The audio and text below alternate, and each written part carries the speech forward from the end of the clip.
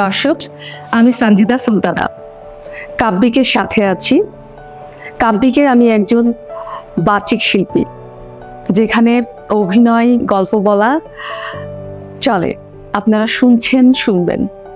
সামনে আসছে রবীন্দ্রনাথ ঠাকুরের ছোট গল্প দিদিতে আমরা সমসাময়িক যে বিষয়গুলো আমাদের হয়ে থাকে প্রত্যন্ত অঞ্চলের আগের যুগের যেগুলো হয়েছে, পল্লী গ্রামের একজন নারীর কথা বলছি, যেখানে মেয়েদেরকে অবহেলিত করা হতো, মেয়েদের ইচ্ছাকে প্রাধান্য কম দেওয়া হতো।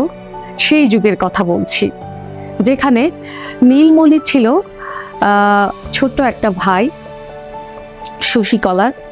রবীন্দ্রনাথের জয়পাল ছিল শশীকলার হাজবেন্ড। তো এখানে সেই গ্রামকে, পল্লী গ্রামের মানুষকে বোঝানো হয়েছে, বিশেষ করে পুরুষ মানুষকে বোঝানো হয়েছে, যেখানে পুরুষের হাতে মেয়েরা অবহেলিত।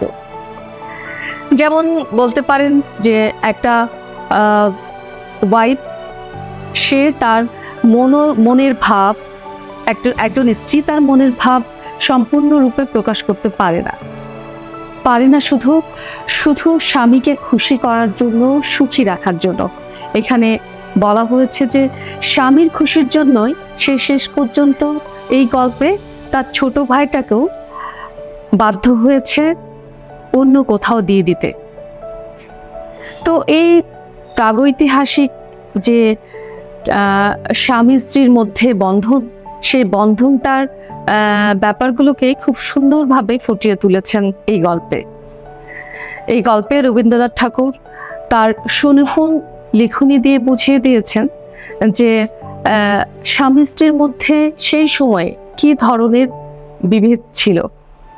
এখানে দেখানো হয়েছে স্বামী স্ত্রীর মধ্যে অঢেল ভালোবাসা, এখানে দেখানো হয়েছে স্বামী স্ত্রীর মধ্যে প্রয়োজনে অনেক অবহেলাও। তো এটাই ছিল আমাদের মূল কথা। আপনারা কাব্যিকের সাথে থাকেন আর শেষ পর্যন্ত শোনেন, ভালো লাগবে আশা করি। কাব্যিক, যেখানে শব্দেরা জীবন্ত।